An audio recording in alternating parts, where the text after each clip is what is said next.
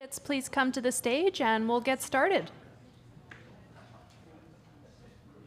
Last few bites of pizza. Oh,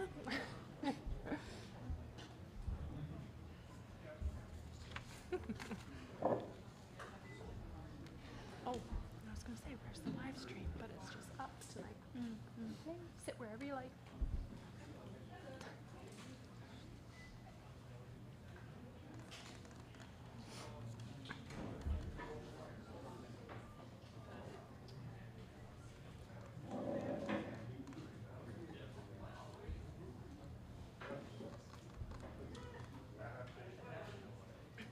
How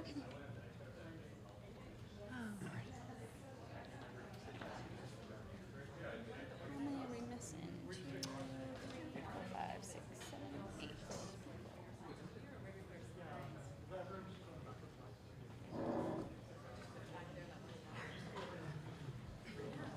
And depending on how time's going, we could have a little break, but let's just roll with it and plan for props not. Yeah, But let's say we'll see. props.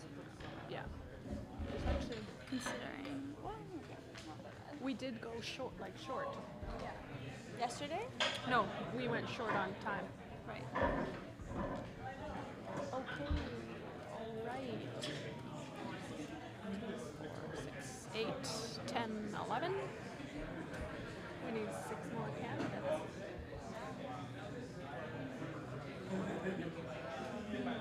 Another announcement. Do you want to wrangle up there again?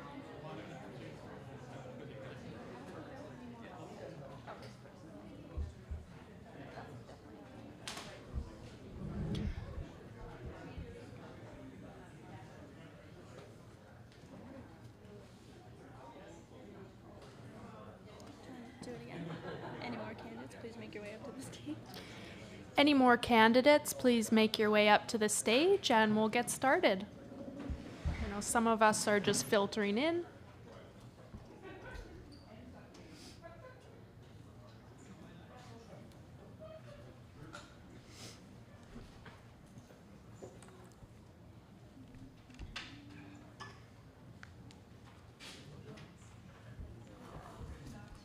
Awesome. Whew. Oh, I gotta put the locks on this baby.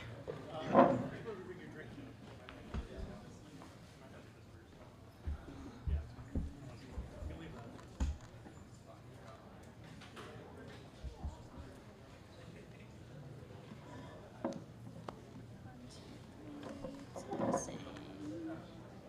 I think two people.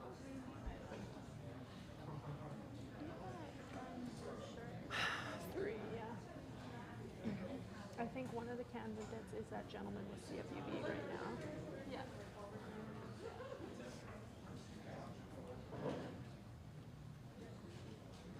Alright.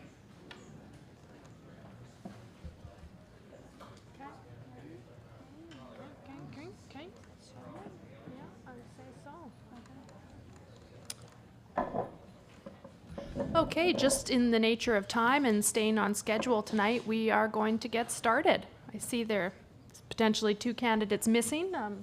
If you're at the back, candidates, please do come forward and we'll get into this. I just Give that some breathing room for a second. touch a breathing room. Yeah. Yep. Oh, this person? I think that's it. Nobody signaled, so okay. All right, let's get started. So hello and welcome, everyone. Thank you for coming. I'd like to start by respectfully acknowledging that we are on the traditional and unceded territories of the Lekwungen peoples, as well as the Songhees, Esquimalt, and Wasanich peoples whose historical relationships with this land continue until today. We are the Martlet, UVic's independent newspaper, and we've been asked to moderate the forum this evening. I'm Isabella Kennedy, the editor-in-chief, and I'm joined by Autumn Beckett, who will be moderating with me, and Mary McLeod, who will be the timekeeper for this evening. I'd like to remind everyone that we don't endorse any particular candidate tonight. We're simply here to help inform students, and we've already collected input from the student body with the questions that we have here tonight. Okay, so just a few ground rules for tonight. We will not tolerate any bullying or harassment from anyone here. While brief clapping is allowed in between comments, for the sake of time, we ask for no prolonged booing or cheering, and of course, no interrupting at any time. So the format for this evening, we will be asking the same 3 questions to all candidates, mayoral and councillor, who are here tonight, as well as one 30-second hot seat question. I will randomly select who answers the question first from our little cup here. Once the name has been pulled as the first speaker, it'll be taken out, so you won't be pulled as the first speaker more than once. And once that first speaker goes, we'll then move clockwise from our perspective. There will be 90 seconds for introductory remarks to start us off, and 1 minute for concluding remarks. I will also be holding up time cards to indicate time remaining. I've got 1 minute, 15 seconds, and 30 seconds, so feel free to watch out for those. And the minute or the time will begin once you start speaking on the question. And when time is up, I do have a bell I'll ring, and I'll be cutting everybody off just for equity reasons if you're trying to go over the time limit. Okay? Following the forum, the UVSS is holding a meet and greet here, so both students and candidates and whoever else is here tonight is encouraged to stay and ask questions that come up during the event. And a reminder that voting day is October 15th, and there is advanced voting for students here in the sub on October 11th, so next Tuesday from 8 a.m. to 4 p.m. Let's get started. So each candidate will begin with 90 seconds of introductory remarks, and please introduce yourself and your platform. And the first candidate to do that will be Dave Thompson. Oh, and sorry, we will be passing the mics tonight, so yeah, thank you. Great. Well, hi everybody. Thank you very much for coming, and thanks for having me. My name's Dave Thompson, running for City Council, first time running. And a little about me, former environmental lawyer, turned sort of nonprofit charity manager, turned governance consultant. And my platform is the #1 issue for, I think, for students, probably most students, certainly most people in Victoria, is housing and housing availability and affordability. And we need a lot more of it. So I think we need more public housing, more cooperative housing, more nonprofit housing, more student housing. We need more purpose-built rentals. We need a higher vacancy rate and lower rents. And we need to move a lot faster than we've been moving on that. Okay, so the university needs to provide more residences, but also the City of Victoria and the other neighboring municipalities need to approve housing a lot quicker. And we need to depoliticize the decisions around housing as well. We can do that in a way that still respects and receives public input, but we need to make the timelines a lot quicker, and we need to make it a lot more certain that housing is going to be built. We also need climate action, and we need to accelerate that. The 2 biggest areas, buildings and transportation, and we need to get them off of fossil fuels, and we can. Thank you. I'll have to cut you off there. Thank you so much. Thank you. This way? Well done. And we'll go clockwise. Thanks. Hi, everybody. I'm Marianne Alto. I am running for mayor in Victoria. A little bit about me. I'm a 3-term councillor. I've got 2 kids. I'm a UVic alumni, and I have undergraduate degrees in science and cartography, love maps, and also in law from back east. I'm running for mayor because I think that we've made some amazing progress over the last 10 years, and I have some anxiety around there being no commitment to continue some of that important work. The reconciliation work that we have has made our city nationally well known for the approach that we've taken with the 2 nations in particular in creating a way for us to learn from them and to act with them in their ways. That's something that I think is critical for us to continue. As Dave said, housing, #1 issue. We've made some really decent approaches in the last few years, but we have so much more to do. We do need to simplify the processes so that we don't have to bring every particular approach to council and have it sit there for months and months and months. We can actually allow our staff to use the rules that we have in place, which are good, to actually accelerate those approvals, which is important. And most of all, I think that we really need to have some experience in the chair because we're going to have at least 7 new people at the council, which is great. But it would be nice to have somebody who's a facilitator at the table who'll be able to help them find their way through the building and learning some of the systems which we can then break to make better. Thanks very much. Thank you, and we'll go right here. 안녕하세요. My name is Kim Sujan. Hello, my name is Susan Kim, and I would also like to begin by acknowledging that we are on traditional First Nations land, the Kwangin peoples, Esquimalt, Songhees, and the Husainich as well along the peninsula. And it's with that kind of gratitude that I wanted to also say thank you to the UVSS and the UVic students who have allowed us to come here tonight and are really leading the way with what reconciliation can look like in the area. So thank you for that. I was the former chair of the Graduate Student Society here at UVic a couple of years ago. I got to see firsthand what issues you struggle with, and they are a lot, and I'm really tired of having been spoken down to. So it's in that frame of mind that housing, right? I was demo evicted when I was a student, and I used the food bank here. And I had to take many part-time jobs to get myself through school. I actually didn't even finish my master's degree because I ended up getting a job in my field, which meant I didn't have to keep paying tuition out of pocket and going further into debt. There's also climate. You are the leaders, but how many of you are tired of hearing that too, when you should have heard that from the folks a generation ago? And so I'm really looking forward to working with the students and the leaders of today and tomorrow to move on these issues and hearing from you. Thanks. Susan Kim. Thank you. Hi there. My name's Tony Yacover. It's my first time running. I'm an entertainment accountant, which means I've been managing finances for musicians and actors and record labels for about the past 10 years. The last time I was in this room, I was putting on an event called Rockstar Victoria, which was kind of an American Idol type of vibe. That was about 12 years ago. I graduated from UVic with a BCom in entrepreneurship on the Dean's List. And I am running because we've got a housing crisis that needs to be solved. I'm worried about folks who are at school now. What's going to happen when you graduate? Are you going to be able to continue to live in the city? We need solutions that are sustainable, thinking about the future of Victoria. We need a vision for what the future of Victoria is going to look like. And it's important for me that we have people who are sitting around the council table who are able to address those needs in order to make sure that we have a next generation of healthcare workers, a next generation of business owners, a next generation of engineers and tech workers. It's really important to me that we maintain Victoria sustainably into the future, so that's why I'm running.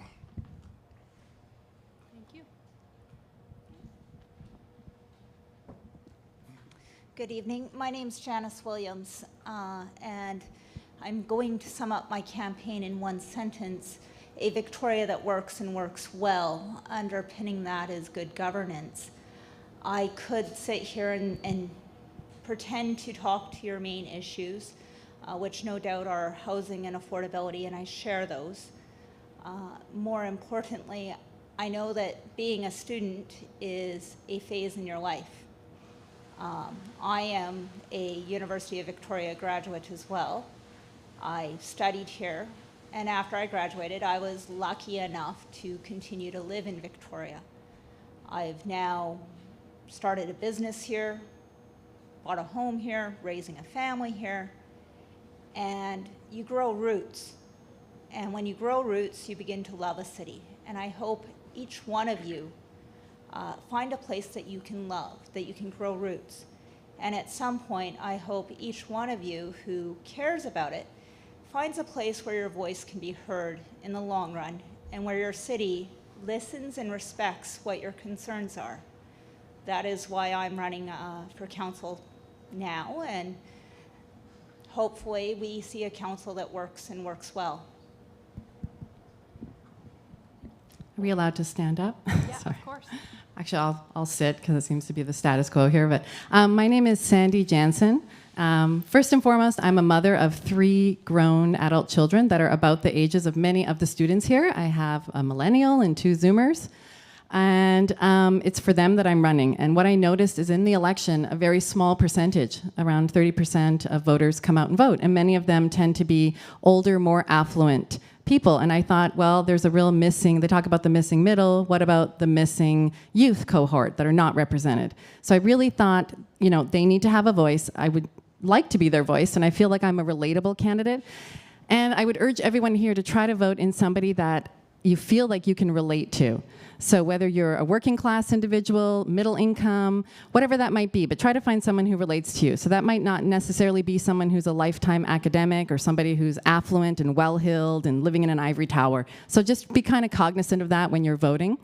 And my platform is based around, I think, basically I would call it a three-prong approach, which is affordable housing, community first, and the homelessness crisis, which is based on a mental health crisis. I lived in Germany for many years, and I've learned some very, very pragmatic, doable solutions, and I'm here to take action. Thank you so much. Sandy Jansen.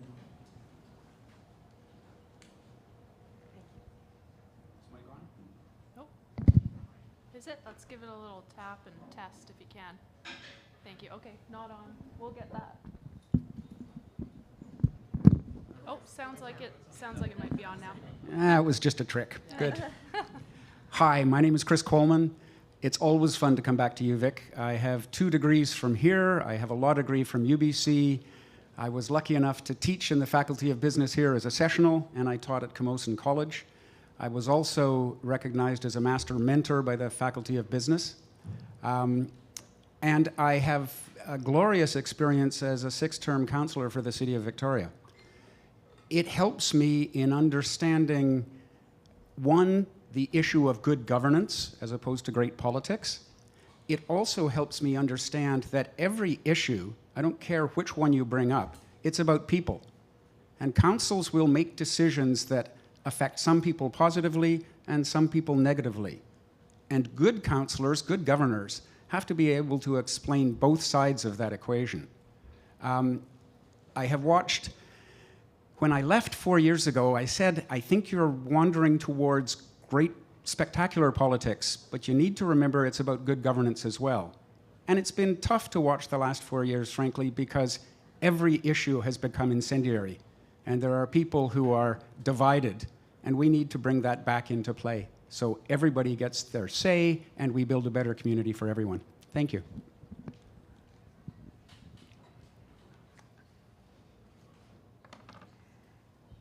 I'm Anna King, and I am running for Victoria City Council because I have 2 children. They're 1 and 3, and I intend to live in Victoria for the rest of my life, and I hope that they would be able to live and thrive in Victoria too. The way the current climate, economic, and housing crisis is, it's going to be very hard for not only you, but for the next generation thereafter too. And I want to be able to impart good gifts on them rather than burdens. So a part of my platform is housing as number 1, homes for all. Whether you're a working professional that can afford a market rate home, there are people that can in tech, in government, but we need to be building those units. We need to be building units that people can afford. Or whether you're on the other end and homeless, I think that is also important that we're caring and providing homes for that end of the spectrum too. In addition, climate action is something that we need right now in order to combat climate change. Transportation is a big one. Building and the way we build and what we're building, those things are important.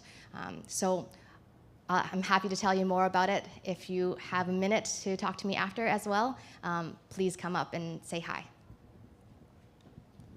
Hi, my name is Jeremy Cardona, and I'm running for City Council and to serve on the CRD. I'd like to affirm that we're on the traditional and unceded territories of the Esquimalt, Songhees, and Wasanich First Nations, and it's really a pleasure for me to be here on campus today. I have 2 jobs. I work for the provincial government working on climate action and green building.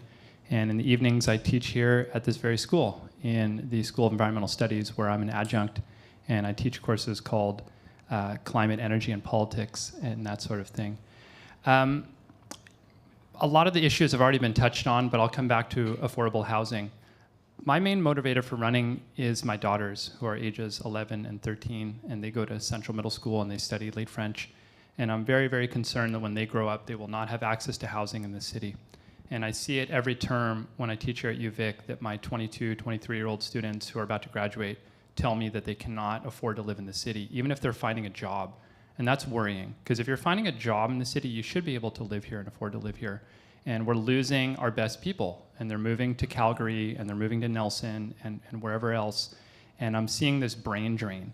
And that's really bad for the economy of our city, and it's also bad for the culture of our city. We're losing our artists, we're losing our musicians, we're losing our young workers. So I want a Victoria that works for everyone, and where everyone has an opportunity to live affordably in this city.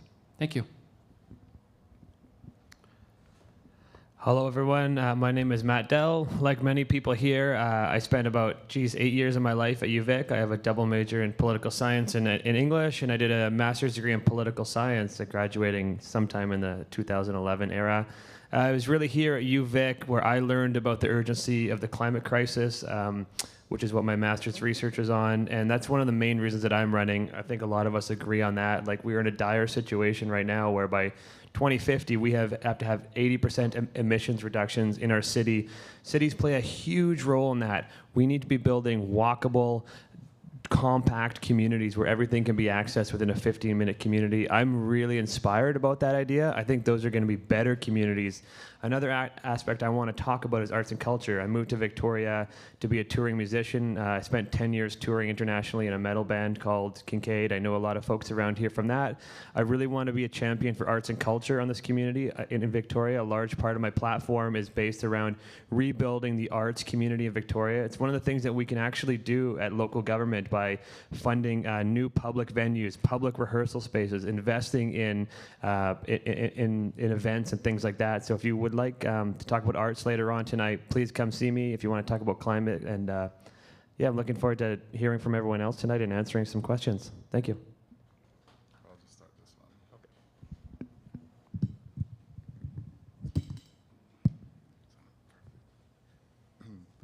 Hi everyone, my name is Mala Kalala, and I am a local business owner. I moved into the island just over a year ago. I just about wrapped up my honors in political science. I had the great pleasure of traveling to the Congo and South Africa to do my research on foreign direct investment, and I decided to run for city councilor because I saw that there was two important issues that had occurred here during the last administration. One being that, especially during the pandemic, our local businesses were put in the back seat and were disadvantaged compared to multinational enterprises, and also the homeless crisis and mental illness in our unhoused population. Coming from Ontario, I thought that there could have been more done in the last administration regarding building better infrastructure to ensure that our unhoused have adequate living rather than putting them in parks. And that is the two main reasons why I decided to run for council. Good evening. My name is David Arthur Johnston. I'm a candidate for mayor of Victoria. I do not see housing as the fundamental issue. The fundamental issue is the politically and criminally imposed addiction epidemic. Once the addiction epidemic is ended outright, everything else falls into place. Nothing else can be affected or happen until that happens. Climate change, housing, what have you. You end the addiction epidemic, and then tent cities become tenable, which is interesting because that's the exact reason the streets have been flooded with crack, crystal meth, and heroin. This city needs a mayor that is not able to be held hostage by the string pullers of political discourse. I don't have a lot of experience in council what have you, but I do know that the universe is a pragmatic singularity. Magic is not real, but miracles are. And we're facing what could be said to be the apocalypse, and we're talking as if we have hope, but we really don't know what we're talking about. We can face any possible future, however harsh, as long as we have patience and friendly faces around us. Housing isn't a problem. That is all the time you have. Thank you. Thank you. Hi, my name is Chris Hanna. I'm a lifelong resident of Victoria, which means about 60 years.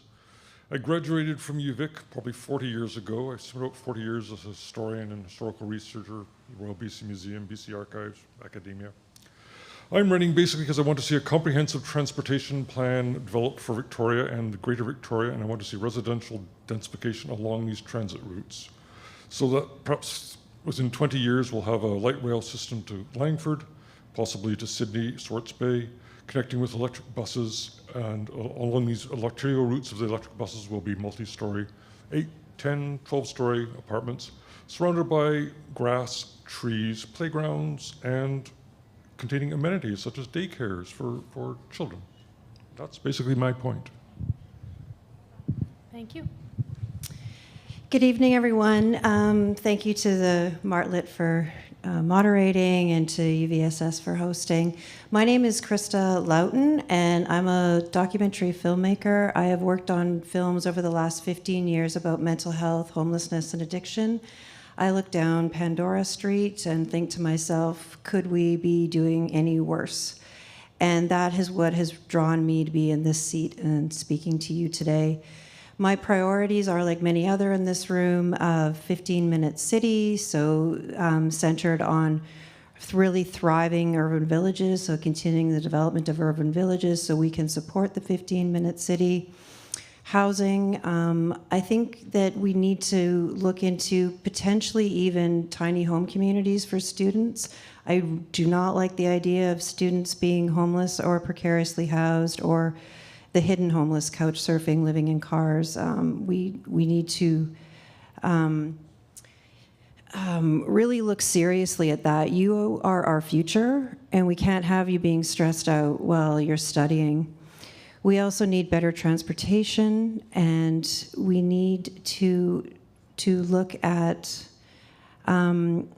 more support for climate action initiatives that are driven by you and by our generation as well. We need to get on board with you and recognize this is an emergency. Thank you. I'll have to cut you off there. Thank you so much.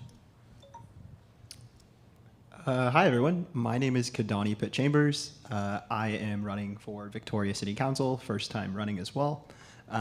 And I was, not too long ago, a student myself. I graduated from Carleton University in 2020 with a degree in environmental studies and geomatics. And my biggest issue on the docket currently is climate action. And I really look at climate action as something that we can work towards through many different avenues. And firstly, it would be housing. Currently, 68% of Victoria's land is, residential land, I should say, is taken up by one of the most polluting and expensive forms of housing, which would be single-family homes. I want to make it easier to create more varied types of housing in the city that would house more people and also be more climate-friendly. To facilitate this and to help this, I also want to make sure that we have very sustainable and robust active transportation and public transportation networks as well, to make sure that we're able to move within our city differently than having to rely on a car. Personal vehicles are something that are expensive for students, for really anyone at this point, especially with the price of gas currently. So I really want to change the way in which we move throughout our city and live in our cities as well, because I think Victoria is really poised to be a model city for climate action. Thank you, and I know we had a latecomer, so we'll go to your introductory remarks over there. You'll have 90 seconds. Thank you. Thanks for hosting this event, and there's a number of campaign commitments at this time, so my apologies for stepping in a few minutes late. My name's Ben Isett. 26 years ago this month, when I started my undergrad up here, I joined up with a local grassroots social justice organization, and within a couple of meetings, I had been convinced that we had to do everything we could to dismantle capitalist exploitation of humans and natural ecosystems, and replacing those systems of exploitation with egalitarian and cooperative and more sustainable relationships. And I've held that view since that time. For the last 11 years, I've pursued that eco-socialist, democratic, egalitarian viewpoint in my work on city council. And while I'm guided by that worldview, I think we've made really concrete and positive improvements for people in the community. We created the Regional Housing First program, building 2,000 units of homes for low-income people. We brought in fare-free public transit, starting with people under 19. And now I think we have to do it for seniors and eventually do it for everyone. And the reason that I'm being attacked and other progressives are being attacked in this election is because they don't like our progressive ideas, and they want to hold back ideas, and they want to roll back human rights. So I need all of you to get involved in my campaign and the campaign of the other progressive candidates. You can sign up there, we can get you a lawn sign, and encourage everyone to vote. That is all the time you have. Thank you. Thank you. Okay, for the first question, you will have 1 minute, and it is about housing. What tangible steps will you take to aid the unhoused population, which is a growing crisis in downtown Victoria? Okay, the first candidate to speak on that will be Matt Dell.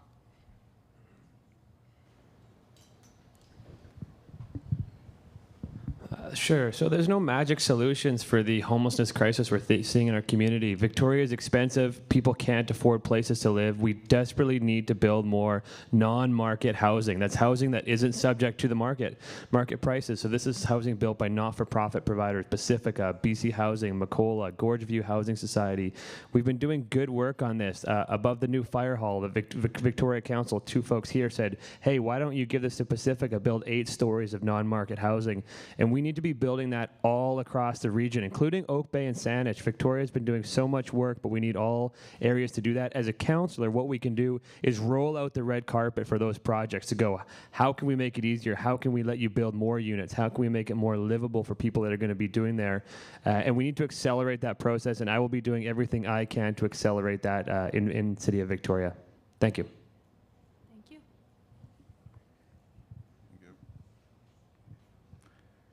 On that circumstance, I have a bit of a different take on the situation. I think our unhoused population cannot afford to live in developments that we do create, and they will require continuous support from the government unless they are rehabilitated and transitioned back into our socioeconomic environment, which is working to sustain yourself.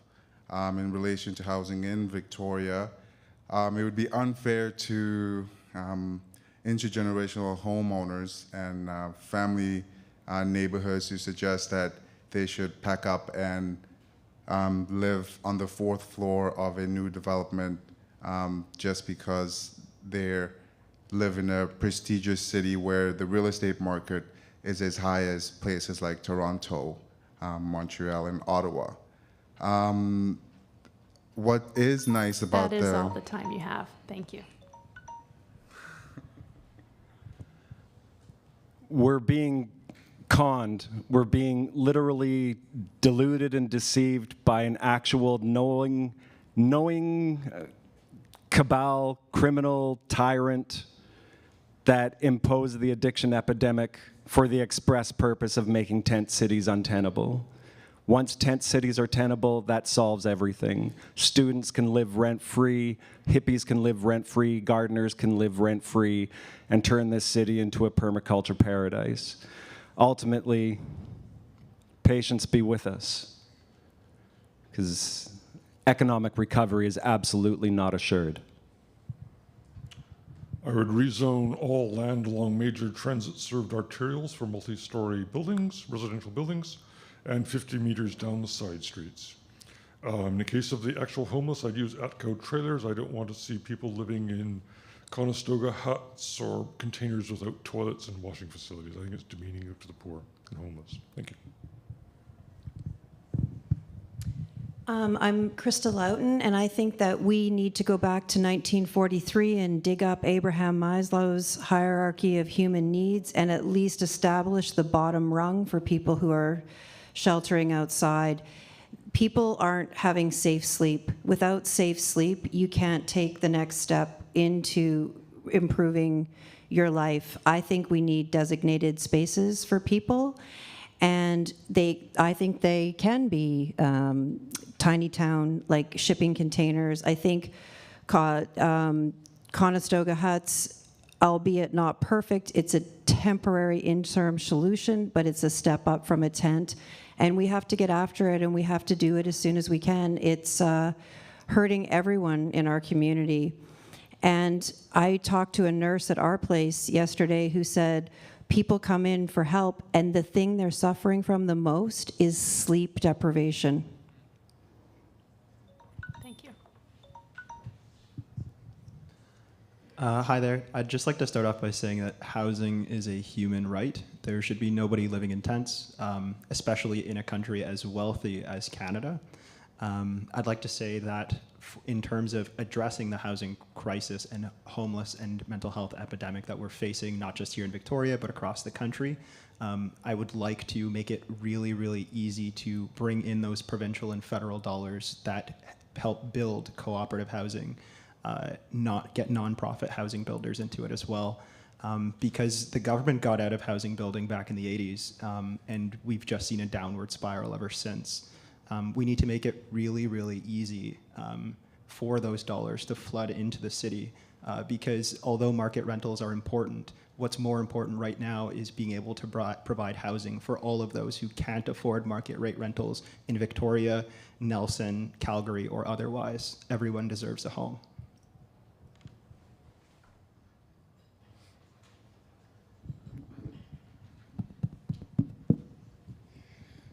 Hi, I agree with everything that Kadoni just said.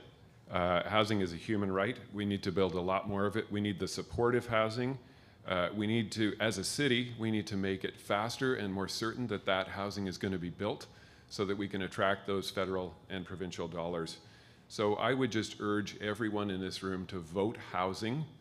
Tell your friends to vote housing. There's an organization called Homes for Living. Have a look at their website. They have a lot of good material on housing. They've also ranked the candidates. They've made it really clear who's for housing and who isn't. Thank you. Thanks, Dave. Tough question, no easy answers. Permanent housing has to come with plans with the city as being partners with the provincial and federal government. The city's role is to make it as simple and fast, as easy as possible to build permanent housing. But we also have to have transitional housing, and that looks like something which is a partnership with the not-for-profits. And that could be as simple as some of the great tiny towns that we have examples of, one in Victoria that's working really well, as well as a variety of other smaller units. We need to make sure that we can rezone the entire city so that you can have not just one house, but secondary suites, multiple units, carriage houses, potentially RVs, and all sorts of things within the lot. Altogether, you have to have people on council who are going to vote housing first. Dave's right. There's lots of resources out there, and I'm proud to say that I have never voted against a housing application in Victoria. Thank you. Over to the left. Susan Kim here. Housing is a human right. Again, I mentioned I was dumb evicted from my home, and the amount of anxiety that caused me when I was a student was incredible. And I really applaud the students for coming with this question. It shows a depth of compassion. In terms of providing housing for the unhoused population, our unhoused neighbors and underhoused neighbors, I would start by funding the nonprofits that already do this work. A lot of them don't have core, stable operational funding, like the Aboriginal Coalition to End Homelessness. And these are the organizations that do the groundwork already. And so there's that piece to be done. I am in favor of missing middle housing. The most environmentally friendly house is the one that's already built. So let's just throw up a couple more walls, have a couple more units, minimize renter displacement, make sure it's affordable, and work with those nonprofits to get folks who need that housing in there first. Tony Yacover. Yes. Excuse me, sorry. As a few people have already mentioned, housing is a human right. I also would advocate for a housing first strategy. But it's not just a moral imperative, it also makes economic sense.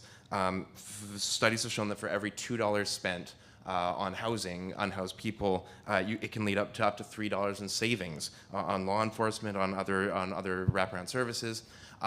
So from my perspective, housing first is the right approach.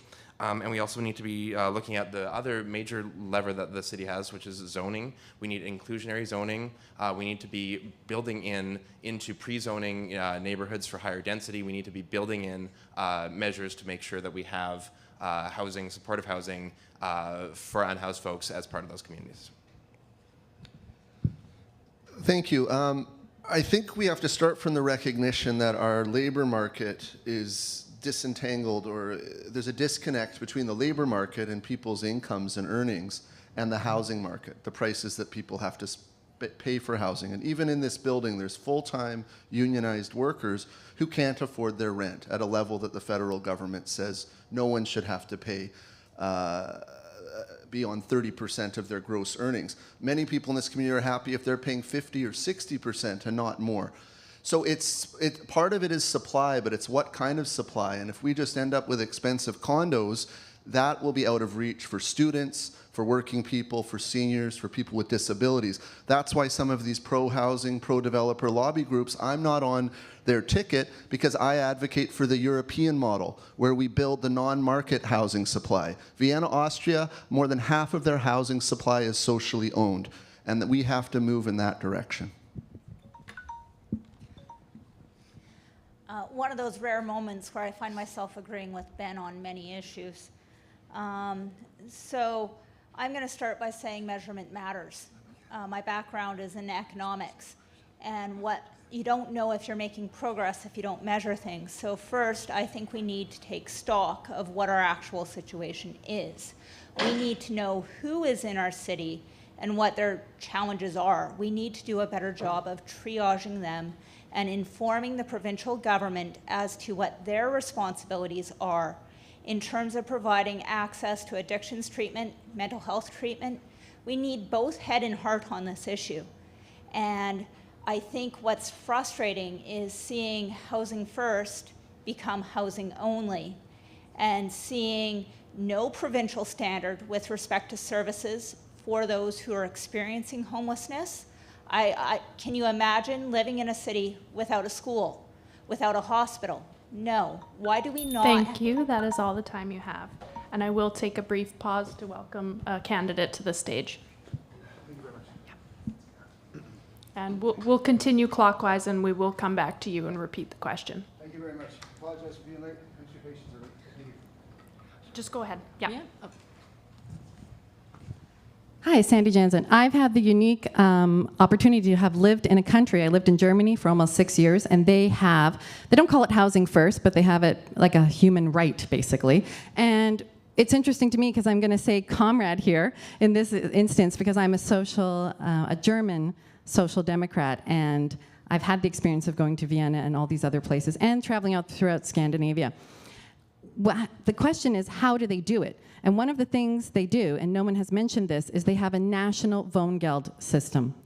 Wohngeld basically means housing money, housing benefit. And since in Victoria, as we are sort of the California, we are a very desirable place to live, and we have free migration throughout Canada, I would urge the national government, the federal government, to try to have a direct subsidy program. I could speak on and on about that, but we should start there as a Housing First initiative. Thank you. We finish the circle and then... Yeah, we'll finish the circle, repeat the question. Thank you. Could you repeat the question again, please? What tangible steps will you take to aid the unhoused population, which is a growing crisis in downtown Victoria? Thank you for that, because in the answers we heard, we switched from the unhoused to a bunch of housing things, which are all important. But the reality is the unhoused population needs a different set of supports. So from 2000 to 2009, I was the co-chair of the local chapter of the Federal Task Force on Homelessness. I'm not an expert in the area. I'm not bad at chairing a multi-stakeholder table. And what we know we need to do is, yes, housing first, but it has changed over time. And in that process, it used to be a 4-pillar approach, we went to a three-pillar approach, and we took out the enforcement model that didn't allow the criminal element to victimize the homeless population. Thank you.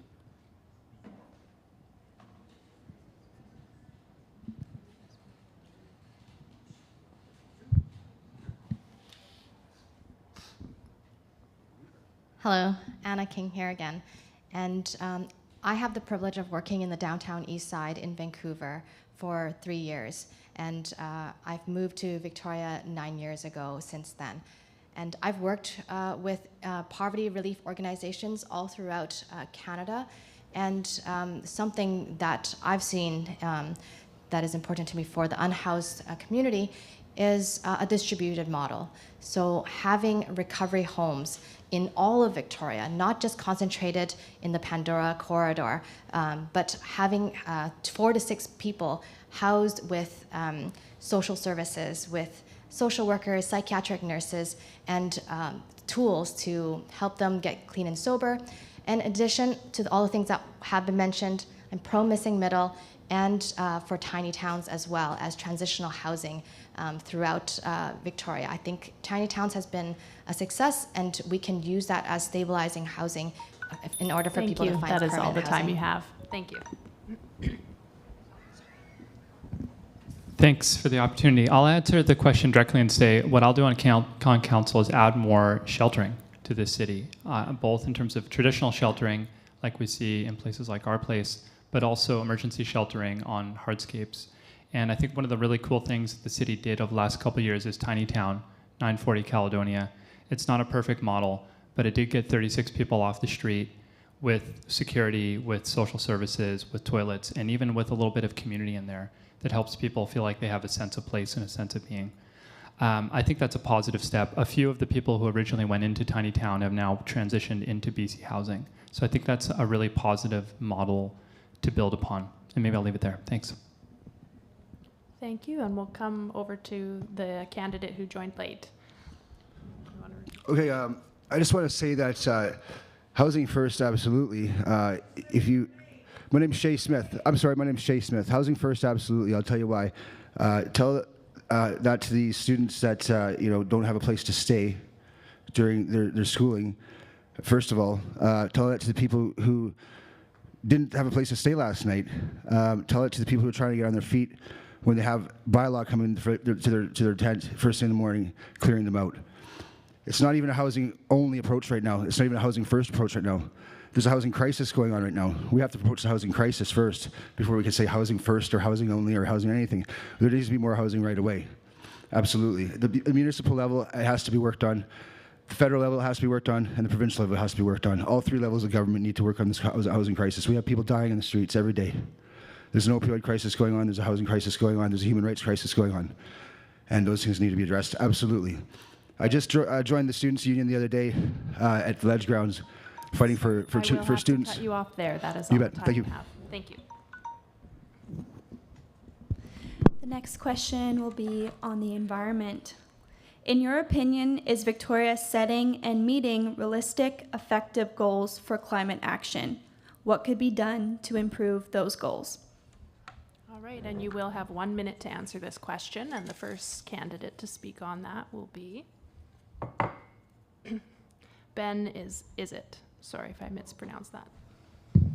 Thanks. I think Victoria is in the forefront of local governments in BC and Canada, but even we're not going far enough. But going in the good direction, helping people get away in low, ideally even no emission modes. So I think phasing out transit fares to remove barriers to people getting on the bus, electrifying the public transit fleet, building bike lanes, improved crosswalks, sidewalks, because emissions from transportation are close to half of community-based emissions.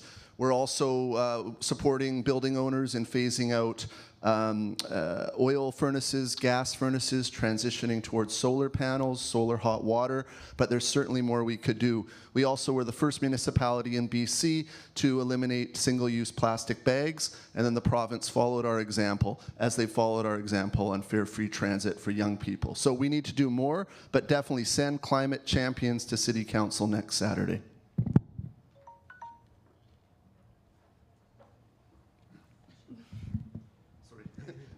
Can I hear the question again, please?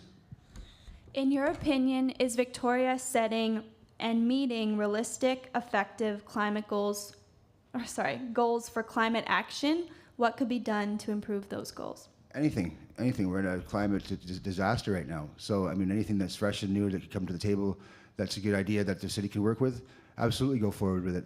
I'm absolutely for anything that's going to be providing for renewing green spaces and keeping green spaces there as are, and having them there for the future. Absolutely in Victoria, and globally as much as we can do. So anything that's fresh and that's new and that we're doing, that's we're working right now to continue. Absolutely, all things forward. Absolutely. Thank you. Thanks for the question.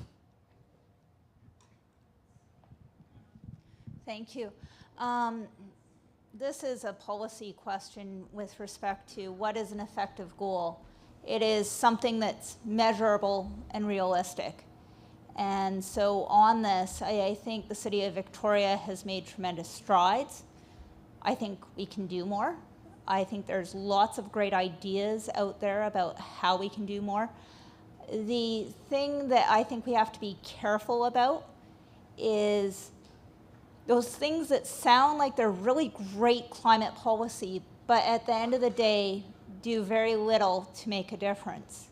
I have about 500 reusable bags now. I used to have a bag of plastic bags, now I have a bag of reusable bags.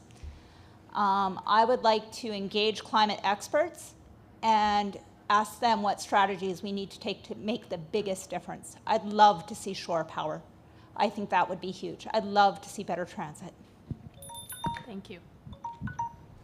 Hi. Well, again, not to belabor, but having lived in Europe, I've seen some of the most state-of-the-art things in terms of wind power, water power. I actually love living in Victoria. I don't mind the bike lanes at all. I think that, again, I've been to Denmark. I live near the border there, and I would say that if we look, I'm all about not reinventing the wheel. So if we can look at places, look at cities and countries that have done it right and say, how do we implement that here? And one of the things would be the Danish model for the bike lanes so that it's more accessible for other people. And one thing, I've got to pull this out because I got in an argument with some of my Viva teammates about the bags. I've had this reusable bag in my purse for, 7 years, and it's not that hard. I understand about the bags of bags, though. So I think that another thing I learned about minimalism and how the first thing I noticed moving there is people don't have a 1,000 square foot basement, and then they don't have a 300 square foot garage. Many people with families live in apartments. You're going to ring the bell when I'm done. Sorry, I don't want to go over my time. Thanks. Yeah, thank you. One of the advantages of being a UVic alum is that you can come back and audit courses at virtually no cost. And the advantage to auditing courses is you don't have to do any of the homework and you don't have to write any of the exams. So this spring I came back and audited Andrew Weaver's EOS 365, Climate Change and Social Policy. If there's something pragmatic that this region can do, and Victoria is a player in the region, it's a comprehensive transportation strategy. We need to link up a cross-section that goes from Royal Roads to UVic and from downtown Victoria through the airport to the ferry terminal. That will make a dramatic difference and it will change our land use planning.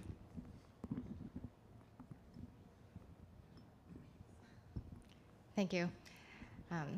I want to make walkable cities. Victoria is a leader in this already, and when we have walkable neighborhoods where you can get everything you need within a 15-minute distance, walking distance, we can reduce the dependence on cars and reduce emissions. And I think that Victoria is a leader in this area already, but we can do even more. If we think of the villages that we already have, like Cook Street Village, the Fairfield Plaza, so to speak, with the Thrifties and Fernwood Square, these can all be built into places where we have everything we need: groceries, doctors, cafes, bars, the post office, anything that you need within a 15-minute distance. And it's actually more convenient to walk than it would be to drive. I was a pedestrian for the entire time that I've lived here in Victoria, so like 8 years, almost 9 basically, because I just got a bike. And thank you. That is all the time you have. Thank you.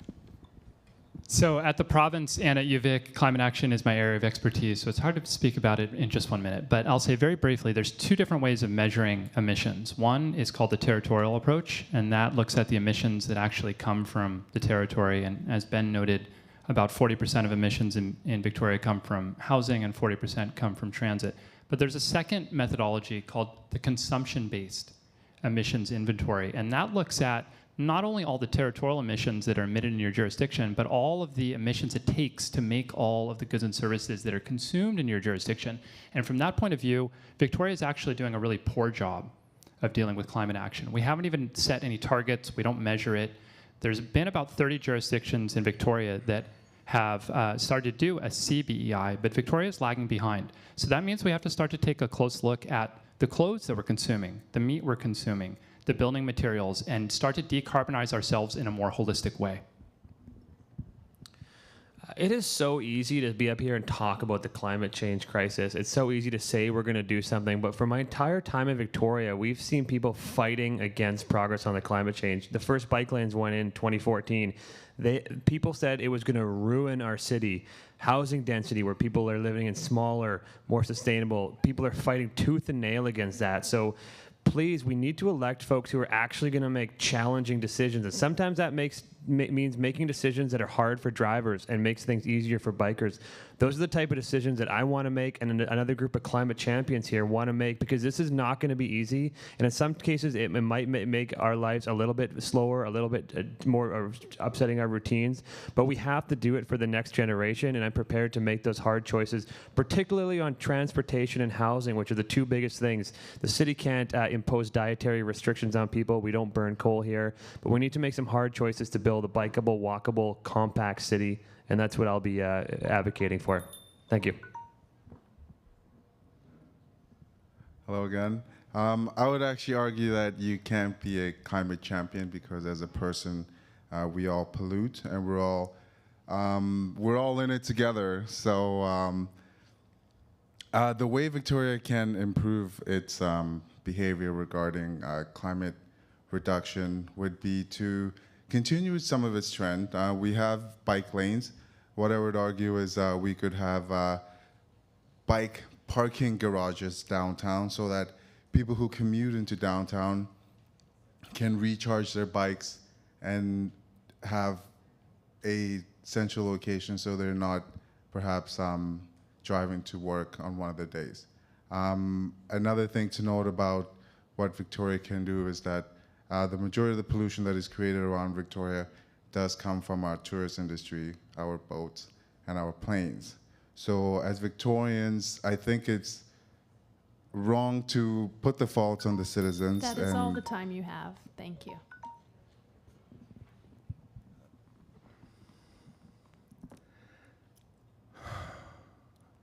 Imagine 5,000 gardeners that want to save the world that don't have to pay rent anymore. We could turn this city into a never-before-seen global model of permaculture. And it's possible just as soon as we stop the tyrannically imposed addiction epidemic and absolutely and completely crush the heroin, crack, and crystal meth market. And it can be done. We're spending so much on disposable hotels and feeding 2,000 people 3 meals a day. We could have paid for detox for 2,000 people a couple times over with all of that. Thank you. I've lived in Victoria for 60 years. I've never owned a vehicle. I've relied exclusively on public transit and walking. You can do it. We need to have electric buses, and we need to have an electric elevated light rail transit system running out to Langford, connecting with bus systems out there at Uptown and in Victoria. We need to address the issues of cruise ships and the service industry that they require. The diesel particulates being put out by these ships is getting to a level that's sort of that you're seeing down at the Port of Los Angeles and San Diego. It's becoming really too much for the people in James Bay, and I think we really need to address that issue as well. Thanks. Chris Hanna.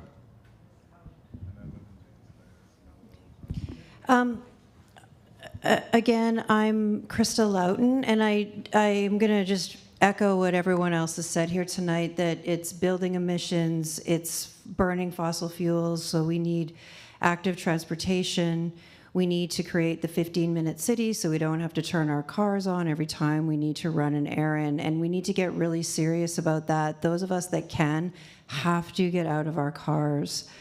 Some things that haven't been mentioned are a little more practical: green roofs, green walls, green infrastructure, pocket gardens in all of our neighborhoods where we can, planting trees along the thoroughfares, more green in our environment.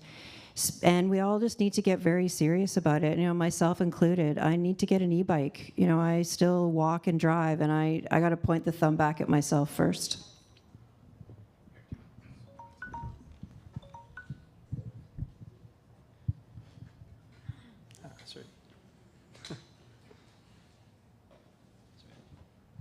Hi, Kadani Chambers again. I just want to say that we definitely can do something in Victoria in terms of addressing the climate crisis we're in. I'm going to agree with a lot of people here and say maybe that Victoria alone obviously cannot solve the climate crisis, but what we can do here is become a model city for the province and for the country and hopefully for the world of what it looks like when we can change how we move through a city, how we interact with a city, and what we really value as citizens within it.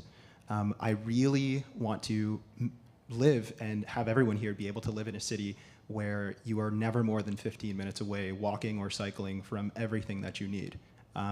I find it quite frankly disgusting that we live in a society where folks think it is okay to drive a truck to pick up a cucumber. And I would really like to advocate for public transportation, active transportation, and really just overhauling the way we live. Without that, we really won't be able to change our worldview. Thank you. Thank you. And on to Dave. So close, it's hard to see. The city is due to release a report on our greenhouse gas emissions this fall. What we're going to find is that we're off track. We're not on track to meet our goals. We need to move faster. Okay, so we can decarbonize buildings quicker than we're planning to. For instance, on new buildings, we're planning to decarbonize by 2025.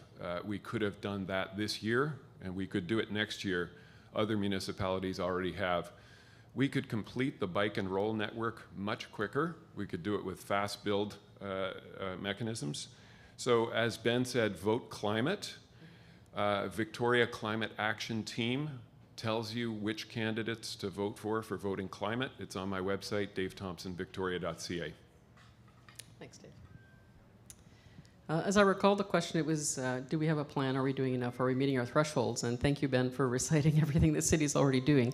And so the answer to that question is we have great plans. We have a fantastic climate action plan. We have Go Victoria around transportation. We have half a dozen of them. You can look them all up on the city's website. But the real question is, have we met our thresholds? And as Dave mentions, we haven't.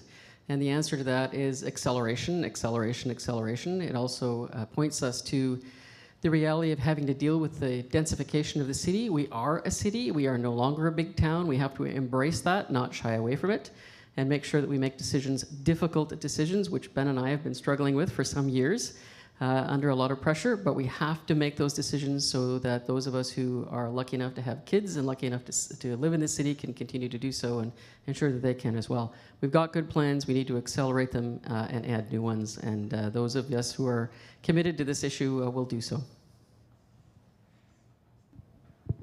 And over to Susan. Yes and no.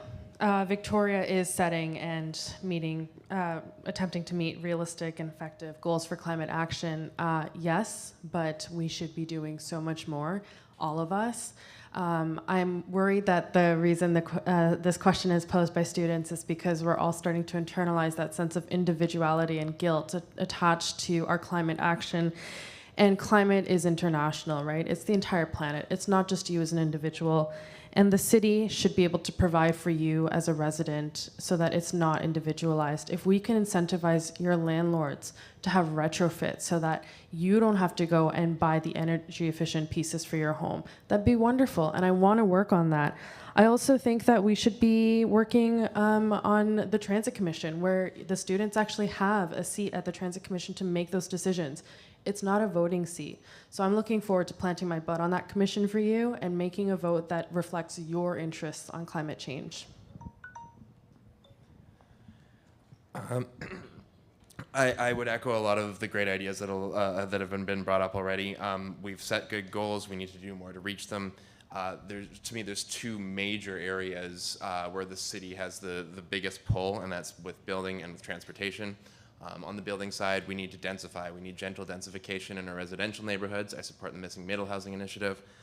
We need high-density communities surrounding future transit lines. And densification changes the way that we go about our day. We are able to walk to get our groceries and do our daily errands in a different way. And then looking on the transportation side, we need regional transit, we need rail, we need light rail, we need rail up the island. And we need to have the political will, not just among in Victoria, but with our neighbors in other municipalities and within the region and within the province as a whole to get that done.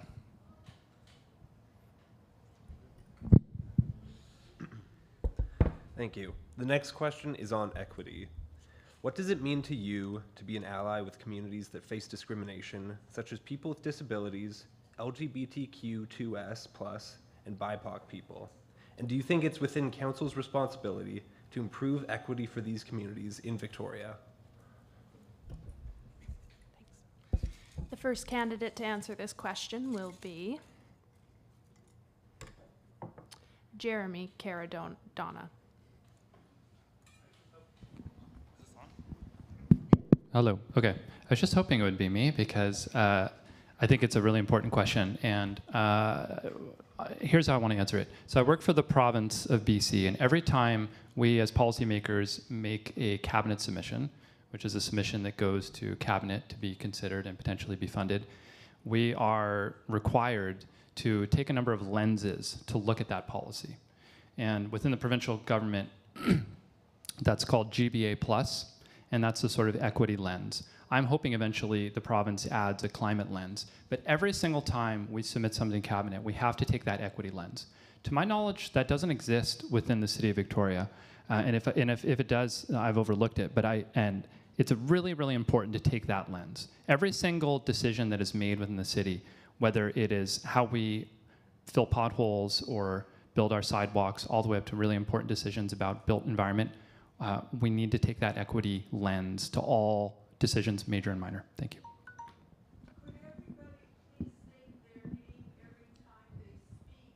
Sure. Sure. I was Jeremy Caradona. Thank you for the question. So we're going left again? Yeah, Okay. just in case anyone didn't hear that, request for stating your name before you answer the question. Great reminder. My name is Matt Dell. Absolutely, the city plays a role in creating more social equity. It's a fundamental role of all levels of government. Absolutely, equity is spiraling out of control in so many factors of our lives, from economic inequity, of course, reconciliation. One thing I want to focus on is community services, public amenities, and recreation. It might seem like a small fry, but it's actually a tangible way that we can improve equity in our city. Community services, public libraries. Right now, one of the failures I think of the last council, I won't call it a failure, is not tackling our recreation center in Victoria. And rec facilities like a brand new Crystal Pool can offer so many children, no matter what your background is, an amazing spot to have community. So if you don't have that stability at home, you need to be getting that through a local rec center, a local community center, great childcare services. And that's a real tangible way that we can help create more equity amongst families in our city, and something that I want to be focused on in my campaign. Thank you.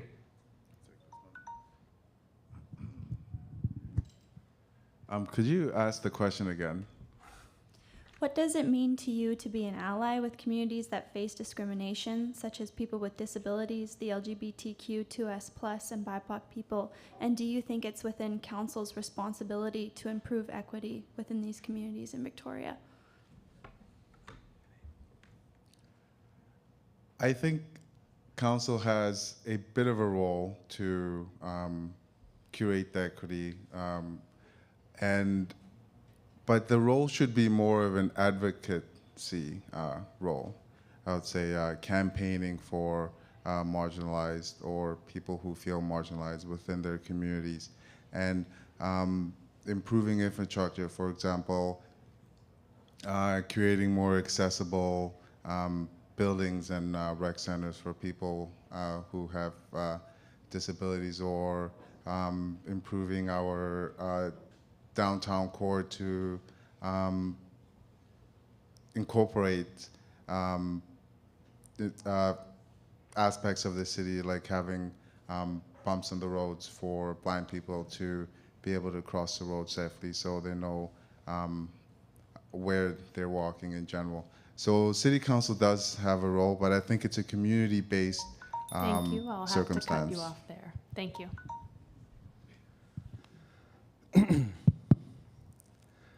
My name's David Arthur Johnston. I'm a candidate for mayor of Victoria. Upon becoming mayor, every Victoria resident will miraculously lose the capacity to hate.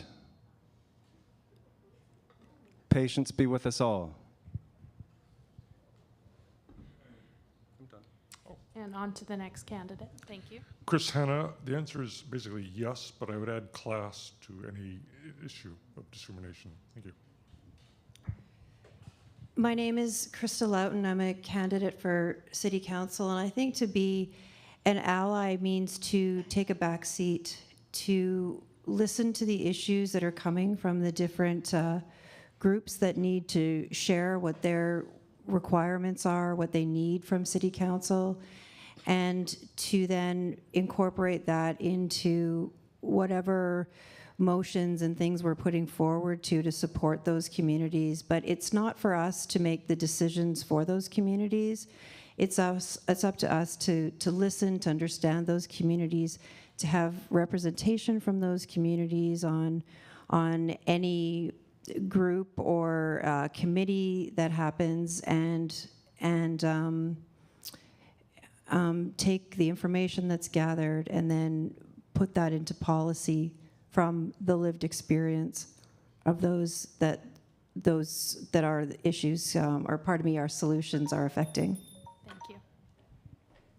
Hi, Kidani Pitt Chambers. I'd just like to speak as someone that is represented in 2 of these communities. That the best thing you can do is just be on the ground talking with these communities and really listening and hearing what they need, what they're already doing, and how best you can help them achieve those goals. And is it the city's job? Absolutely. If not the city, then who else? The province, the federal government? It's the city's role, in my opinion, to be able to be there to provide that lens of equity to help out the disabled community, the IBOC community, and also anyone else in the city who needs assistance. What does equity look like for me? I grew up using a lot of public services growing up, ice rinks, swimming pools, etc. Without those, you lose a lot of community, especially if you're not able to access those in a private setting. So I really want to be able to take back private spaces, like the fact that Victoria's urban tree canopy is mostly comprised on private. Thank you. I'll have to cut you off there. Thank you.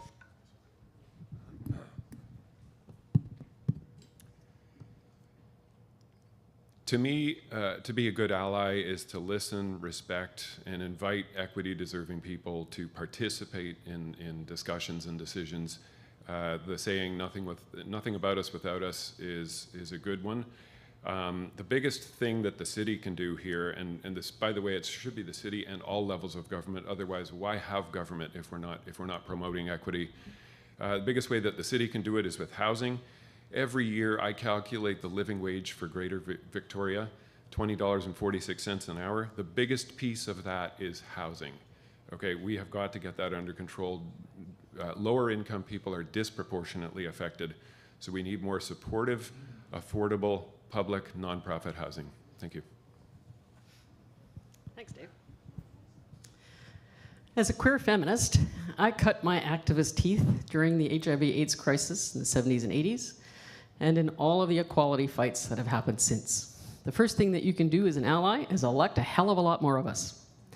The next thing you can do is to make sure that every single thing that you decide at City Council has that equity view.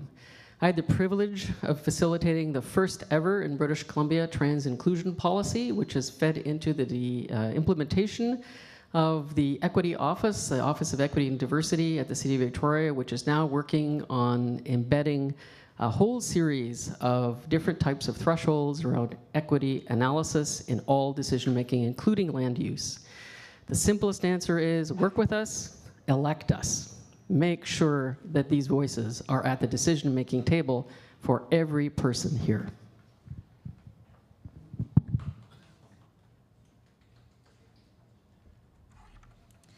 What does it mean to you to be an ally with communities that face discrimination, such as people with disabilities, the LGBTQ2S+, and BIPOC communities? And do you think it's within Council's responsibility to improve equity for these communities in Victoria? Absolutely, it's within the city's responsibilities to move on these pieces. When we're talking about equity, we're actually talking about justice and making sure that everyone who identifies in any particular equity-seeking way is getting the justice that they deserve. It means showing up, doing the work, and being humble about it. You're not doing it for the cred. And it also means staying grounded and being surrounded by people who support you in the good ways so that you don't lose yourself in these institutions that are inherently based on colonial and racist axioms, right? And so that also means push back. Yes, we have great policies put forward at the city. Are they good enough? Sure. Can they be better? Absolutely, always. So push back and elect folks who will keep moving on those pieces. And one of the pieces of my platform I'm most proud of is a small one, which is just let folks submit grants at the city level in their language of choice. These are communities that already do the best on the ground work and are connected with those that the city isn't. Thank you. Tony Yacover. What does it mean to be an ally? For me, the first thing is recognizing my privilege as a cisgender white male. I'm gay, I'm Jewish, and so I've experienced discrimination in a lot of ways, but that doesn't negate the privilege that I have. And I think it's important for me to recognize that. And I think it's important to have meaningful consultation with marginalized communities in decisions that we would be taking as a city council that affect these communities. Is it within council's responsibility? Absolutely. It's irresponsible not to. When you have statistics like a third of unhoused people in the city are Indigenous and less than a percentage of our population is Indigenous, it's irresponsible not to be making decisions that are in line with the statistics in order to achieve better outcomes for our city. Thanks. I agree with several comments, Kadoni's around working with equity-seeking groups, hearing what they need, amplifying those voices. Marianne talked about what the city's done, but Susan pointed out we have to do more.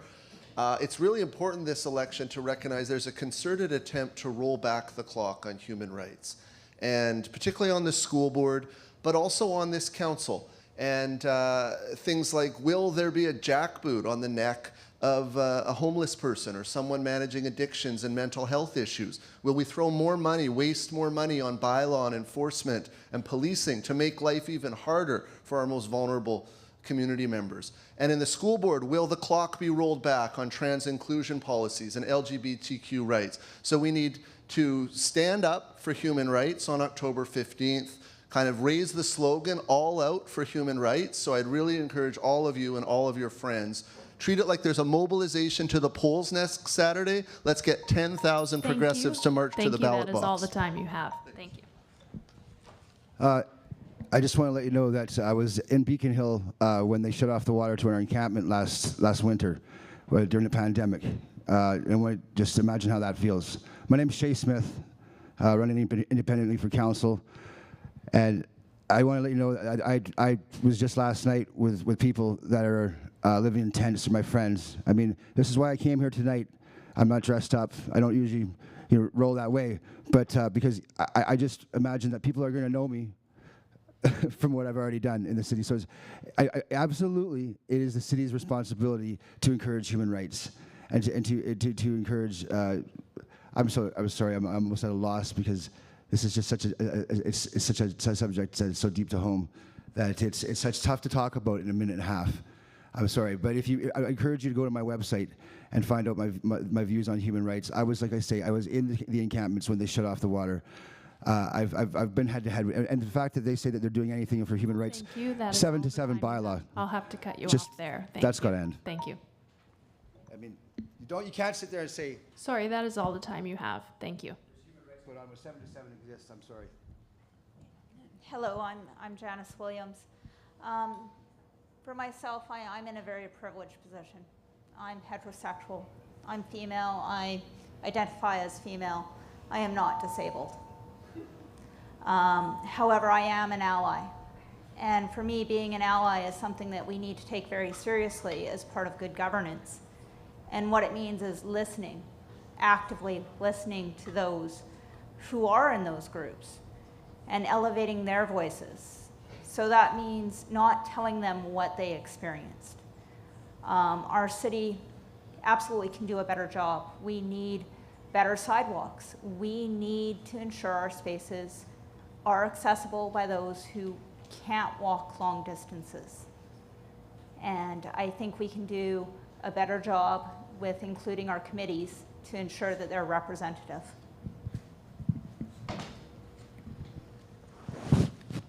Well, it's kind of tough going last because everyone said all the good stuff. I would say that, not to start quoting Marx, but the biggest inequity of all is always wealth. It's the class structure. So how do we go about equalizing that? And I think, Cardoni, you mentioned, you mentioned the Crystal Pool, access leisure passes and things like that. And that's a really good idea because that tries to, level out the playing field. And I was a teen mom. I had 3 kids. I was a university student. I had 3 children by the time I was 28. So I know what it's like to be on the other end with the disparity gap. And if it wasn't for the access leisure pass through the local pool where I lived, I wouldn't have been able to take my kids to the pool. Another thing is I have a friend named Jan. She's profoundly deaf. She has worked for years as an accessibility consultant, and I have been accessing her this entire time. There's so much to say and unpack on this, and I would just say when it comes to inequality, let's just start treating everybody equally. Thank you.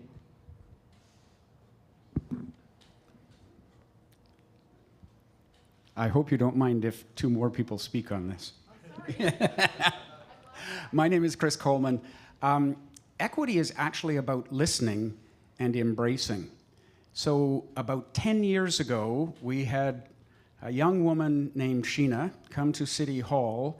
She has a disability, and she asked City Hall not to use that word. And eventually she developed a proclamation, it's not disability, it's diverse abilities. Last week, Sheena joined me doing door-to-door because she asked if she could come and do it. She's a Special Olympian. I've spent 10 years listening to Sheena's story. I have a nephew who's a quadriplegic because of a car accident. If you want to know where our access works and where it doesn't work, spend a day driving along with somebody who is in a wheelchair. Accessibility inclusion is about working with, listening to, and embracing the lifestyles of those who are impacted. Thank you. And it's Chris Coleman for those of you who are tracking that. Thank you. Hi, I'm Anna King, and to me, equity is so important and absolutely the responsibility of the city. As somebody who has felt like an outsider for most of my life, I think that inclusion and belonging is so important in mental health. You know, when somebody feels comfortable and that they're able to move and to go about their daily tasks, I think that sense of that is inclusion and equity to me. Moreover, equity means representation. So many of the candidates have already shared that, you know, we need elected representatives that are from these groups in order to be at the table. We deserve a seat there. And for me, as a woman of color and somebody with a hidden disability, I have dyslexia, it's a challenge. It's a challenge to feel up to par, but I believe that representation matters. Thank you.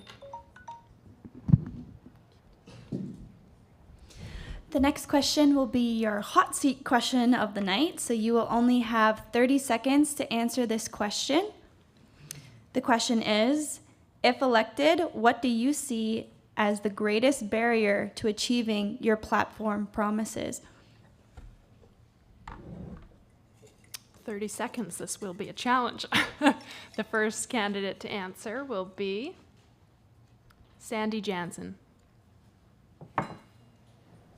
Right off the bat, I would say budgetary restraints and the other council members, if they are not aligned with something I want to do. So if I want to say I want to implement or urge the province to have a 2% rental cap and to extend that between tenancies and nobody's on board with that, then I'm not going to be able to push that forward.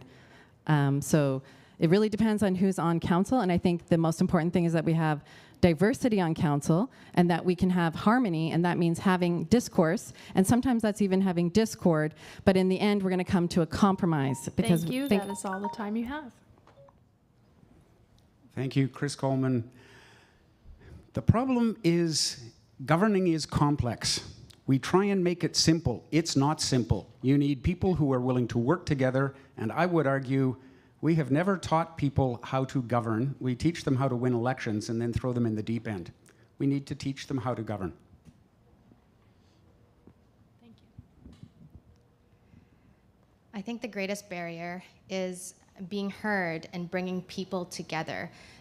Politics has been increasingly polarized, and you have lots of different opinions. And I think that's what we need to do, is to work together and build that bridge. And for me, I see myself as center-left, and I think that that's important because we need to come together, as Sandy said, in harmony, and be able to work together and to find solutions. We can be creative and innovative in that. Thank you. Jeremy Cardona, I think the biggest barrier actually will be finding the balance between the big, sexy ideas, the major infrastructure builds that need to happen, the vision, things like the Crystal Pool, things like we probably need to move the library in the next mandate, and focusing on core services and dealing with the fact that the city is still dealing with the effects of the pandemic. Small businesses have been hurt. Homelessness is much more visible. So we have to strike a balance between the pragmatic and the visionary. I think the biggest challenge for me in the next council is that we're not going to elect people who are going to be brave enough to make huge, complex decisions on the climate crisis. These are going to be very challenging decisions, but I think right now is a pivotal moment in human history of how we act, and the next 4 years are critical. We need people who are willing to change the status quo in our cities and change the status quo in our lives to address a larger human and global issue of climate, and I'm looking forward. There's people around this room who I know can make those decisions, and I hope that we elect climate champions on October 15th. Thank you.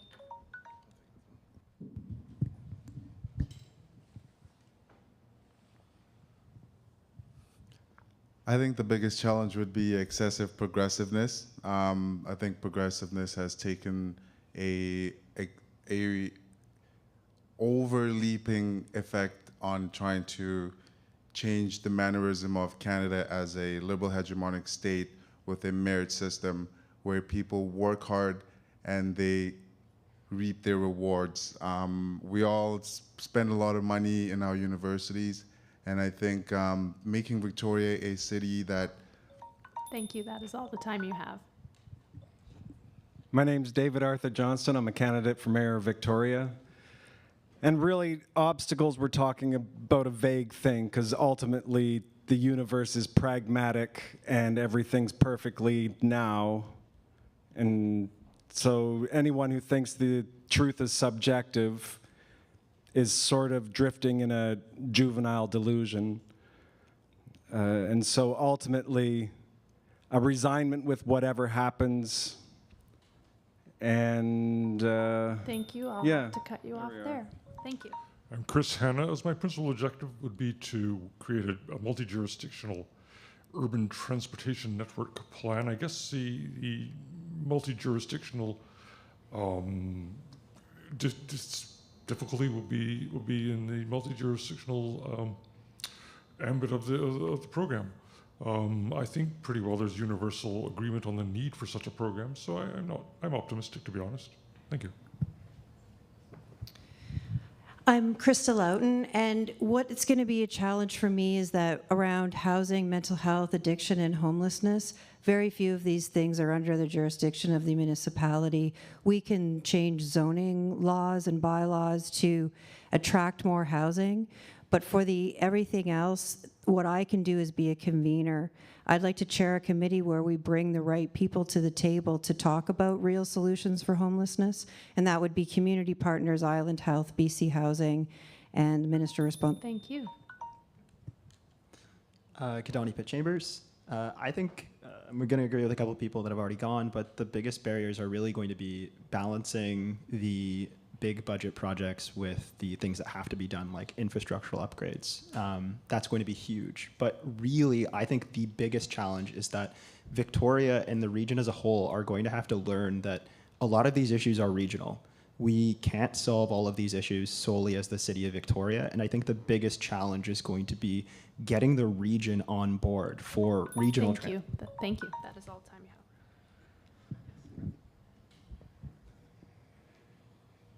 I think the biggest challenge is going to be that there will be people with lack of experience in governance, and the failure to prioritize things, and the tendency that people have, the natural tendency that people have to get caught in the weeds, is going to be a challenge. It may lead to us failing to recognize that emergencies are priorities, and I'm talking about the climate emergency here. We run the risk of being like the frog in boiling water, where we forget to notice that this is the priority, and we forget to accelerate climate action. Thank you. That's good.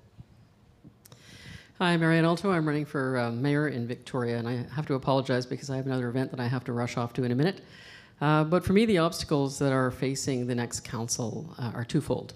One, the residents of the city are very much not inclined to embrace change and are a bit fearful of it. And that change is coming, and my view is that we'd like to manage it rather than have it happen randomly. The second thing is that we are going to have a brand new council almost entirely, and we're going to need somebody in the chair who has the ability to be a bit of a facilitator and knows where the light switches are at least. Thank you. The biggest challenge I see personally is compassion fatigue, and that's just from coming from a position of trying to balance so many different perspectives, needs, emergencies, issues like maintaining roads, but also making sure staff are paid equitably and above living wage.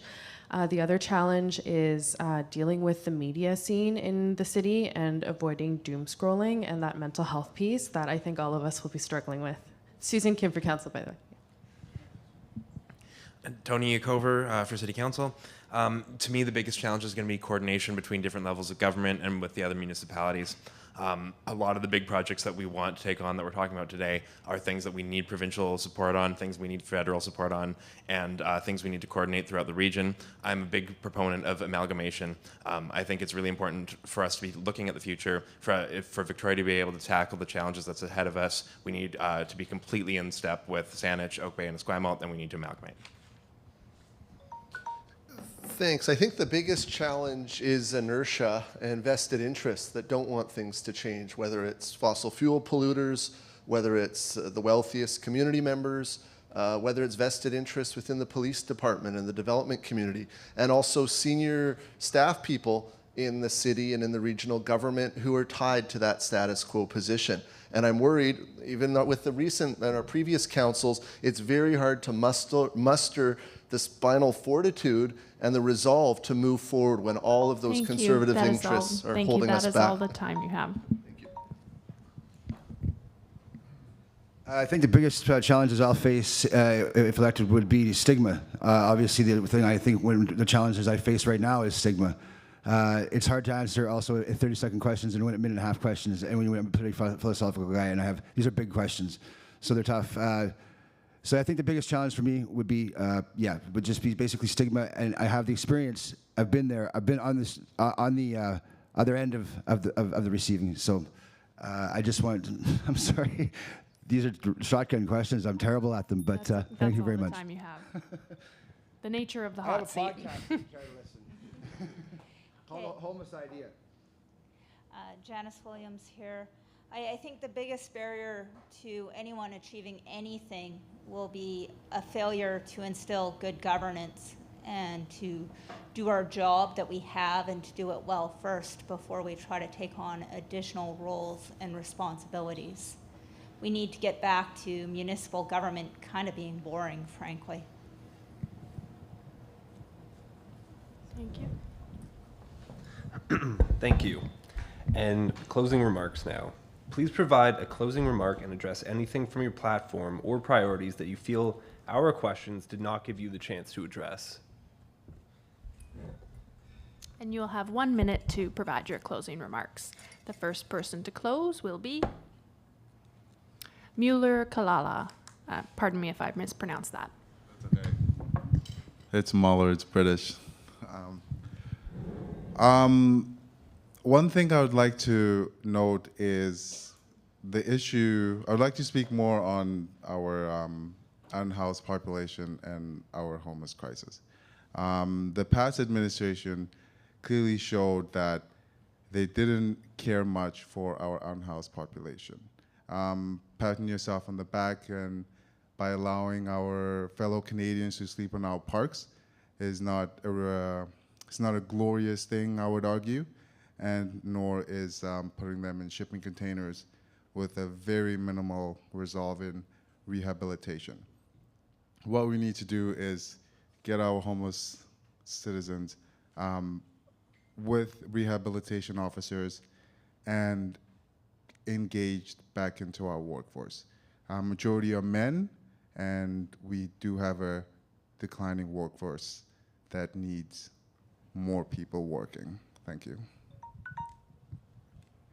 My name's David Arthur Johnston. I'm a candidate for mayor of Victoria. We're on the precipice of global catastrophe. We're running out of food. We're running out of water. There could very well be a nuclear war before the night's over, thanks to, I would say, NATO and Canada's sponsorship thereof. The addiction epidemic is tyrannically imposed, not an accident, not the natural progression of capitalism. Once we end it, then everything can change. Until then, if you vote for anyone else, you're complicit in a war crime. Chris Hanna. This is more a CRD level project than a civic one, but I'd like to see underwater power and light power and hydro restored to the Lekwungen village on Discovery Island. The Lekwungen people originally were based around the Harrow Straits because of the salmon migration routes. Then they moved into the inner harbour of Victoria, and then they were moved over to Esquimalt. The original environment of the Lekwungen people was the maritime one, and if you have a maritime, it's probably going to be an educational facility or research area on Discovery Island. They can return to what was the original environment of their people. Bit of a quirk, but that's one I'd like to see. Thanks. I'm Krista Loughton, and one thing I'd like to talk about that we haven't talked about in regards to housing is that in the next 20 years, our seniors population is going to double, and we need to prepare for that. We can't just continue building towers and single-family homes. We need multiplexes, townhouses, smaller units, house conversions. I think the house conversion bylaw should be extended to every single-family home so that we can prepare for this, because our seniors are going to have to age in place.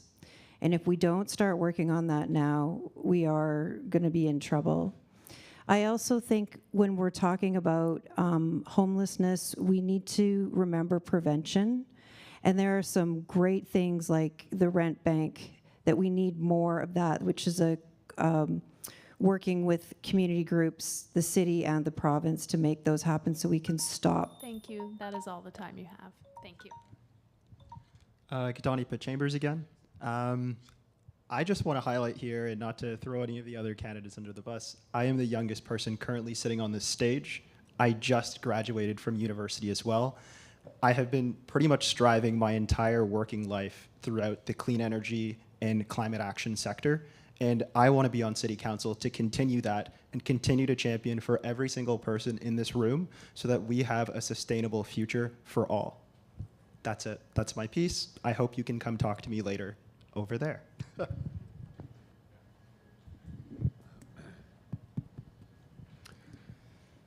I'm Dave Thompson. I think we need to elect progressive councillors. If you want to see us move forward on housing, if you want to see us move forward on climate action, there are organizations who have ranked the candidates before you on these issues, so you don't have to guess. A lot of people use the same words. They all say they're climate friendly. Are they really? Check out those resources. They're on my website. The most important thing you can do right now is get out the vote. Help volunteer for a campaign that you believe in. Students and workers here at UVic are going to be affected by this election. So I've got on my website some resources on helping people exercise their right to vote. DaveThompsonVictoria.ca. Thanks. Thanks, Dave. I'm Marianne Alto. I'm running for mayor in Victoria. I can't stress enough how critically important this election is municipally. There is going to be a sea change at council, and the decisions that council are going to make are going to affect your lives every single day. You're going to have 2/3 of a new council at least that have never been in City Hall or in any elected position, so you need experience. You have to make decisions that will balance the incredible diversity in the city, so you need balance. And you have to have somebody who's going to be able to commit to continuing the progress and making more, so you want progress. See that sign up there? Experience, balance, progress. That's me, altomayor.ca. There's a lot of stuff on that website. Please go and look at it, because that's the kind of thing that I think the city has to face in the next 4 years. Susan Kim, City Council candidate. I just blanked on what the question, right. What we haven't actually talked about is healthcare. As somebody who needed to go to the doctor on occasion at UVic Medical Clinic, I would still show up at 7:30 to try to get a walk-in, and that's just not fair. There are some basic ways that a city can incentivize healthcare workers to come to our beautiful space that we call home, and that in itself will have spillover effects in supporting students in their healthcare needs.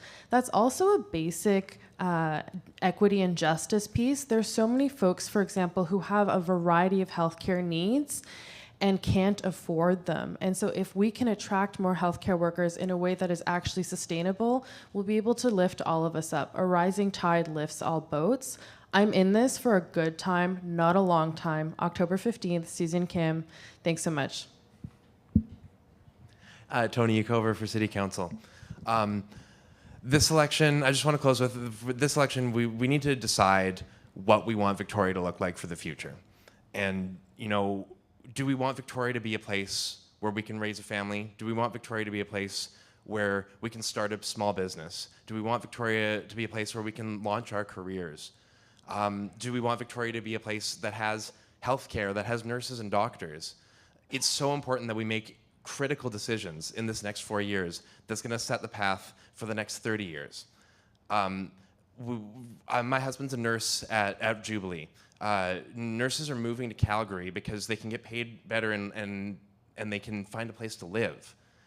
The thing that council can do is set the direction for the design of the city in a way that makes sure that people have a place to live, that they can afford, that they can call this city home, not just for a few years, but for their entire life. Thanks. Ben Isett. I'm running for re-election to City Council and the CRD Board. I'm the only one here who's seeking re-election to Council. I didn't think I would be the elder statesperson or the voice of experience, but that's how things have turned out. So I can certainly give that perspective. I also want to be a voice continuing to drive the progressive agenda forward, continuing to lead the province and country on housing rights, on fair, free public transit, on protecting natural areas and restoring biodiversity, and being a beacon for human rights in a world where human rights and democracy are under attack. I agree with Dave. We need you to participate. For the next week, this is the big issue. This is the big campaign. So whether you sign up for my campaign or for one of the other progressive campaigns, get involved, put as much time in over the next week, and let's defend human rights all out on October 15th. Thanks. I'm running here because, like I said earlier, the water was shut off to our encampment during the pandemic. There's to talk about human rights up here. There's not been anything near close enough to human rights being done in this city. I speak firsthand. I speak from the pain of the experience of being with the people on the streets. And like I say, I have a podcast about it, and that's pretty much my claim to fame in the city. I would be there trying to end the 7 to 7 bylaw. That is completely inhumane and unconstitutional. There's a million things. The 30 seconds, those markers are deadly, I tell you. Okay, just thank you very much. I encourage you to go to my website, Schaefer Council, www.schaefercouncil.ca. And thank you very much. See you October 15th. Thanks, Kylie. Janice Williams here. As voters, you have one of the most important tests coming up, and it's a challenge. It is super hard.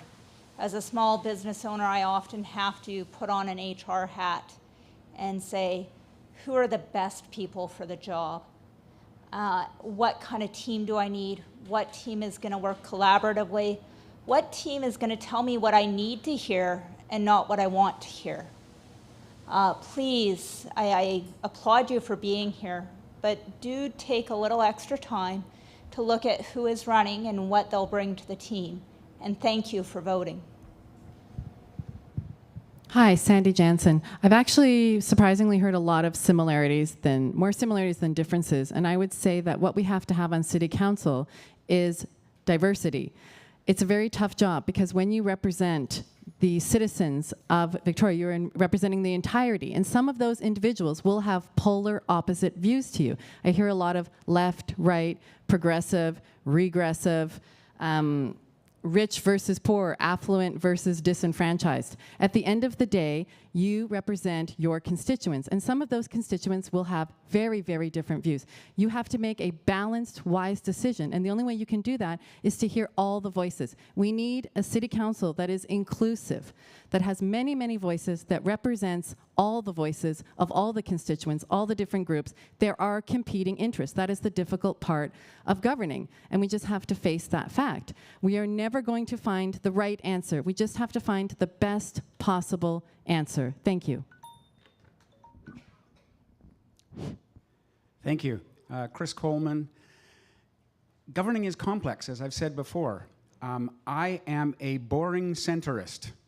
I'm actually quite proud of being a boring centrist because it means I can work with all the perspectives that come to the table, listen to all the voices that come to the city, and you make decisions that benefit many of them and will disbenefit some others. And you need to be able to explain that, but it's only by binding the various members of council together that you get an approach that works to build a community that's better for everybody. Thank you. Hi, Anna King for Victoria City Council. I started this evening by saying that, my motivation are my children, my 1-year-old and my 3-year-old. And something that we didn't talk about is healthcare. My 1-year-old, when he was born just a little over a year ago, had no doctor. We had a maternity doctor, and after he was born, they said that, we had to not be their patient anymore because I'm no longer pregnant. And that is an issue that plagues so much of Victoria, that we need doctors. And there are tangible things that we can do. We can provide tax exemptions for doctors and their clinics. We can provide a space for them to open clinics and make that easy. And same for nurses, right? And we just need to attract more of these doctors and nurses and have a place for them to stay. Housing is a part of our doctor crisis as well. Jeremy Cardona, I'd like to end by talking about reconciliation, which we've barely even touched upon, and acknowledging that I am a white male settler upon these lands uninvited, and it's incumbent upon me, as it is incumbent upon everyone on this stage, to make a full and complete commitment to reconciliation. The Truth and Reconciliation Commission has 5 recommendations that are specifically geared towards cities, and we should be implementing all of them. And there is so much that the city can be doing to support reconciliation. They've already done a lot, but there's so much more to do. Replanting Clover Point with Gary Oaks and Camas is an act of reconciliation. Returning certain buildings to the Esquimalt and Songhees First Nations is an act of reconciliation. Reducing the number and percentage of unhoused people, unhoused Indigenous people in the city, reducing that number is an act of reconciliation. Changing the name from Trutch Street to Sayit street is an act of reconciliation. I'm extremely proud to have been there and witnessed that ceremony, and it was obviously extremely important Thank you. That is to our all local the time First you Nations. have. Thank you. Thank you. My name is Matt Dell, running for City Council. I think the status quo this election needs to be electing climate champions, housing champions, people looking for innovative solutions to the mental health and addiction crisis. That's the bare minimum of what we should be electing this council. There's no time to waste on these issues. These aren't even political issues anymore. These are scientific issues and human rights issues. I want to say one more thing I started off about tonight is we need to also focus on arts and culture in this city. The affordability crisis has gentrified our arts and culture community outside of Victoria, and there's no purpose in living in a city unless we can express ourselves through arts, culture, music, murals, and that type of thing. City Council has a huge responsibility over this. This is low-hanging, easy fruit for a city, giving permission to put artwork up on a wall. And so please remember this year to elect arts and culture candidates, people who have experience doing actual community building in their work. Thank you very much, and thanks to the UVSS for organizing. It's, I think, the first debate we've had for City Council that wasn't an open house, so thank you. Thank you. Thank you. That is it for tonight and for all the forums.